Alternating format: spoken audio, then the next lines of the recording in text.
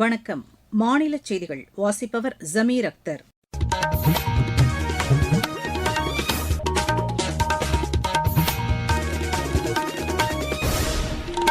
தலைப்புச் செய்திகள். மேற்காசிய நிலவரம் குறித்து பிரதமர் திரு நரேந்திர மோடி ஐக்கிய அரபு எமிரேட்ஸ் அதிபருடன் நேற்று தொலைபேசியில் தொடர்பு கொண்டு ஆலோசனை நடத்தினார். தமிழ்நாடு உள்ளிட்ட 4 மாநிலங்கள் மற்றும் புதுச்சேரி சட்டப்பேரவைத் தேர்தலுக்காக 1111 மத்திய பார்வையாளர்களை தேர்தல் ஆணையம் நியமித்துள்ளது. தேர்தல் நடத்தை நெறிமுறைகள் அமலுக்கு வந்துள்ள நிலையில் தமிழக அரசின் உத்தரவுகளுக்கு தேர்தல் ஆணையத்தின் ஒப்புதலை பெற தலைமைச் செயலாளர் தலைமையில் குழு அமைக்கப்பட்டுள்ளது. தமிழக கடலோர பகுதியில் நிலவும் வளிமண்டல கீழடுக்கு சுழற்சி காரணமாக மாநிலத்தின் பல்வேறு இடங்களிலும் இன்றும் நாளையும் மிதமான மழை பெய்ய வாய்ப்புள்ளதாக வானிலை ஆய்வு மையம் தெரிவித்துள்ளது.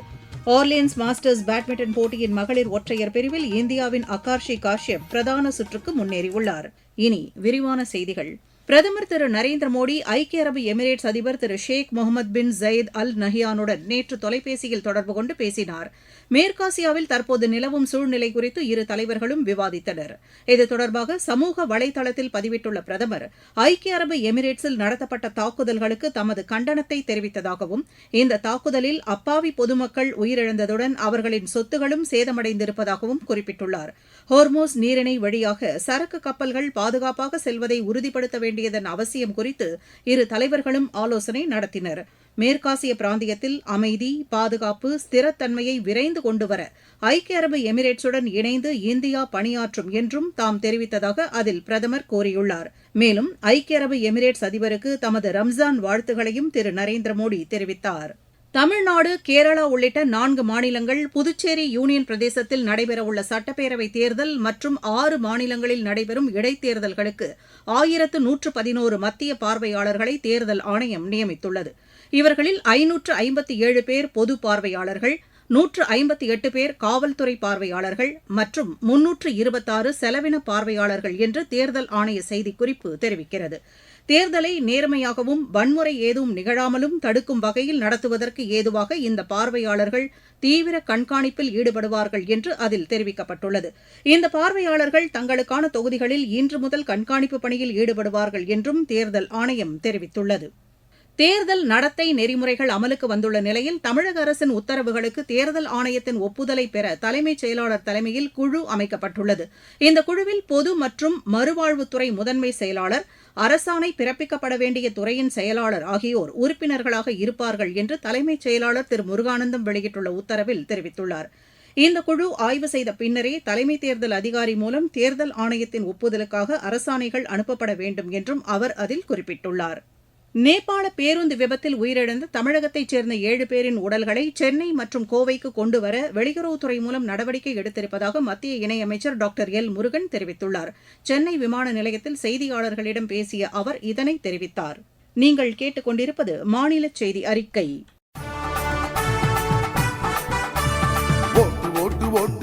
ஓட்டுக்கு பணம் ஈட்டுவோரை ஓட்டு ஓட்டு ஓட்டு காட்டு காட்டு காட்டு உன் வாக்குரிமை வலிமையை நீ காட்டு காட்டு காட்டு. ஓட்டு ஓட்டு ஓட்டு ஓட்டுக்கு பணம் ஈட்டுவோரை ஓட்டு ஓட்டு ஓட்டு காட்டு காட்டு காட்டு உன் வாக்குரிமை வலிமையை நீ காட்டு காட்டு காட்டு. எந்த வடிவத்திலும் இலவசங்கள் ஏற்காதே, பல்லை எண்ணிக்கின்ற பரிசுகளை தீண்டாதே, கொஞ்சலுக்கு கொஞ்சமும் நீ மயங்காதே, எந்த மிரட்டலுக்கும் எப்போதும் அஞ்சாதே. வெகுமானத்தால் உன் தன்மானத்தை யாரிடமும் விலை பேசாதே, நீ சட்டத்தை விட்டு விலகி போகாதே. ஓட்டுக்கு பணத்தை நீட்டுவதும் குற்றமே, நோட்டுகளை கை நீட்டி வாங்குவதும் குற்றமே. தமிழக சட்டப்பேரவைத் தேர்தலில் 100% வாக்குப்பதிவை வலியுறுத்தி பல்வேறு விழிப்புணர்வு நிகழ்ச்சிகள் நடத்தப்பட்டு வருகின்றன. வாக்காளர்கள் அச்சமின்றி வாக்களிக்க ஏதுவாக மாநிலத்தின் பல்வேறு இடங்களிலும் பாதுகாப்பு படையினர் அடையாள அணிவகுப்பை நடத்தி வருகிறார்கள். வேலூர் மாவட்டம் காட்பாடியில் 100க்கும் மேற்பட்ட பாதுகாப்பு படையினர் அடையாள அணிவகுப்பில் ஈடுபட்டதாக எமது செய்தியாளர் தெரிவிக்கிறார். வேலூர் மாவட்டத்தில் வரும் சட்டமன்ற தேர்தலில் பொதுமக்கள் அச்சமின்றியும் விழிப்புணர்வுடனும் வாக்களிக்க வேண்டும் என வலியுறுத்தி துணை ராணுவப்படை வீரர்கள் மற்றும் மற்றும் அந்தந்த பகுதியில் உள்ள உள்ளூர் காவல்துறையினருடன் இணைந்து விழிப்புணர்வு பேரணியில் ஈடுபட்டு வருகின்றனர். நேற்று மாலை வேலூர் மாவட்டம் காட்பாடி பகுதியில் 84 பேர் கொண்ட துணை ராணுவ படை குழுவினர் மற்றும் உள்ளூர் போலீசார் 60க்கும் மேற்பட்டோர் துப்பாக்கி ஏந்தியவாறு விழிப்புணர்வு பேரணியில் ஈடுபட்டனர். பழைய காட்பாடி, வெள்ளைக்கல்மேடு, தாங்கல் ஆகிய வழியாக பிரம்மபுரம் வரை சென்று மீண்டும் காட்பாடி சித்தூர் பேருந்து நிலையத்தில் வந்தடைந்தனர். வேலூரிலிருந்து மோகன். காஞ்சிபுரம் மாவட்டத்தில் 100% வாக்குப்பதிவை வலியுறுத்தி மகளிர் சுய உதவி குழுக்கள் மூலம் வண்ண கோலமிட்டு விழிப்புணர்வு ஏற்படுத்தப்பட்டதாக எமது செய்தியாளர் தெரிவிக்கிறார். நடைபெறவிருக்கும் தமிழ்நாடு சட்டமன்ற பொதுத் தேர்தல் 2026 முன்னிட்டு காஞ்சிபுரம் மாவட்ட சட்டமன்ற தொகுதிக்கு உட்பட்ட கீழ் சிறுனை பெருகல் கிராமம் மற்றும் திருப்புக்குழி மேம்படுத்தப்பட்ட அரசு ஆரம்ப சுகாதார நிலைய வளாகம் 100% வாக்களிக்க பொதுமக்களிடையே விழிப்புணர்வு ஏற்படுத்தும் வகையில் மகளிர் திட்டம் சார்பில் மகளிர் சுய குழுக்கள் மூலம் கோலமிட்டு விழிப்புணர்வு பதாகை மற்றும் தேர்தல் விழிப்புணர்வு உறுதிமொழி எடுத்துக்கொள்ளப்பட்டது. காஞ்சிபுரத்திலிருந்து BR சிவகுமார். தமிழகத்தில் கடந்த 5 ஆண்டுகளில் சட்டம் ஒழுங்கு சீர்குலைந்திருப்பதாக பாமக தலைவர் திரு அன்புமணி ராமதாஸ் குற்றம் சாட்டியுள்ளார். கடலூரில் நேற்று தேசிய ஜனநாயக கூட்டணி சார்பில் நடைபெற்ற கண்டன ஆர்ப்பாட்டத்திற்கு பின்னர் செய்தியாளர்களிடம் பேசிய அவர், மாநிலத்தில் பெண்கள் மற்றும் குழந்தைகளுக்கு பாதுகாப்பு இல்லாத சூழல் நிலவுவதாக கூறினார். திருப்பூர் மாவட்டத்தில் பனியன் நிறுவனங்களில் பணியாற்றும் தொழிலாளர்களின் ஊதிய உயர்வு பேச்சுவார்த்தை நேற்று நிறைவடைந்தது. தொழிற்சங்கங்களுக்கும் உற்பத்தியாளர் சங்கங்களுக்கும் இடையே 4 ஆண்டுகளுக்கு ஒருமுறை மேற்கொள்ளப்படும் ஒப்பந்தம் தற்போது முடிவடைந்து 33% ஊதிய உயர்வு அளிக்க முடிவு செய்யப்பட்டிருப்பதாக திருப்பூர் ஏற்றுமதியாளர்களின் சங்க தலைவர் திரு சுப்பிரமணியன் மற்றும் தொழிற்சங்க நிர்வாகி திரு சேகர் ஆகியோர் தெரிவித்தனர். தமிழக கடலோர பகுதியில் நிலவும் வளிமண்டல கீழடுக்கு சுழற்சி காரணமாக இன்றும் நாளையும் தென் தமிழகம் மற்றும் வட தமிழகத்தின் ஒரு சில இடங்களில் இடி மின்னலுடன் கூடிய மிதமான மழை பெய்ய வாய்ப்புள்ளதாக சென்னை வானிலை ஆய்வு மையம் தெரிவித்துள்ளது.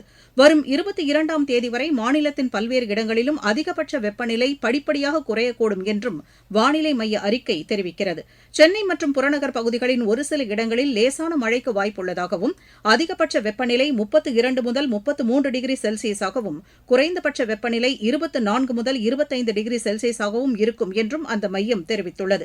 இதனிடையே திருப்பத்தூர் மாவட்டத்தில் நேற்று பரவலாக மழை பெய்துள்ளது. ஒரு சில பகுதிகளில் ஆலங்கட்டி மழை பெய்ததாக எமது செய்தியாளர் தெரிவிக்கிறார். திருப்பத்தூர் மாவட்டத்தில் கடந்த சில நாட்களாகவே வெயிலின் தாக்கம் அதிகரித்து காணப்பட்ட நிலையில் நேற்று மாலை திடீரென கருமேகங்கள் சூழ்ந்து கோடை மழை பெய்தது. வாணியம்பாடி, ஆம்பூர், ஆலங்காயம், ஏலகிரிமலை உள்ளிட்ட பல்வேறு பகுதிகளில் பரவலாக மிதமான மழையாக பெய்தது. அதேபோன்று கலந்திரா மற்றும் புத்துக்கோயில் உள்ளிட்ட பகுதிகளில் இடியுடன் கூடிய ஆலங்கட்டி மழை பெய்தது. சுமார் அரை மணி நேரத்திற்கும் மேலாக நீடித்து பெய்த மழையால் வெப்பம் தணிந்து குளிர்ச்சியான காற்று வீசியதால் பொதுமக்கள் மற்றும் விவசாயிகள் பெரும் மகிழ்ச்சி அடைந்தனர். திருப்பத்தூரிலிருந்து அனுராதா. இருவரிச் செய்திகள். ஈரானுக்கு எதிரான ராணுவ நடவடிக்கையில் இணைவதற்கு பெரும்பாலான நேட்டோ நாடுகள் மறுத்துவிட்டதாக அமெரிக்க அதிபர் திரு டொனால்டு ட்ரம்ப் தெரிவித்துள்ளார். ஈரான் மீதான தாக்குதல் தீவிரம் அடைந்துள்ள நிலையில் ஈராக் தலைநகர் பாக்தாதில் உள்ள அமெரிக்க தூதரகம் மீது நேற்று அடுத்தடுத்து ட்ரோன் தாக்குதல்கள் நடத்தப்பட்டன. ஹோர்முஸ் நீரிணையை பாதுகாப்பதற்கு உதவ தயார் என்று பிரான்ஸ் அதிபர் திரு இமானுவேல் மேக்ரான் தெரிவித்துள்ளார். உத்திரமேரூர் சட்டப்பேரவை தொகுதிக்கு உட்பட்ட எம்ஜிஆர் அரசு கலை மற்றும் அறிவியல் கல்லூரியில் மின்னணு எந்திரங்கள் வைக்கப்பட்டுள்ள மையத்தை காஞ்சிபுரம் மாவட்ட தேர்தல் அலுவலரும் ஆட்சியருமான திருமதி ஸ்னேகா நேற்று பார்வையிட்டு ஆய்வு மேற்கொண்டார்.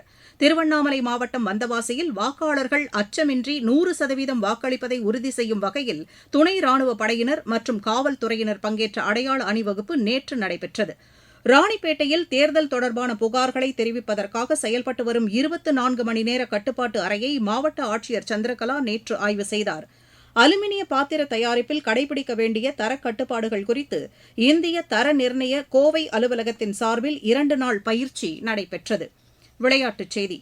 ஆர்லியன்ஸ் மாஸ்டர் பேட்மிண்டன் போட்டியின் மகளிர் ஒற்றையர் பிரிவில் இந்தியாவின் அகார்ஷி காஷ்யப் பிரதான சுற்றுக்கு முன்னேறியுள்ளார். இவர் நேற்று நடைபெற்ற மகளிர் ஒற்றையர் பிரிவு 2 தகுதி சுற்று ஆட்டங்களில் சக வீராங்கனை ஸ்ரீயான்ஷி வேலிஷெட்டியை 21-19, 17-21, 21-13 என்ற செட் கணக்கிலும் சீன தைப்பேயின் லீ யூ சுவானை 21-17, 21-17, 21-19 என்ற செட் கணக்கிலும் வென்றார்.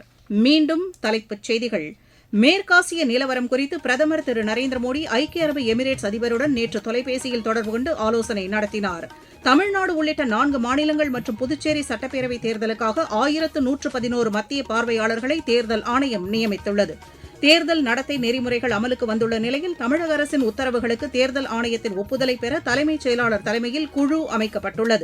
தமிழக கடலோர பகுதியில் நிலவும் வளிமண்டல கீழடுக்கு சுழற்சி காரணமாக மாநிலத்தின் பல்வேறு இடங்களிலும் இன்றும் நாளையும் மிதமான மழை பெய்ய வாய்ப்புள்ளதாக வானிலை ஆய்வு மையம் தெரிவித்துள்ளது.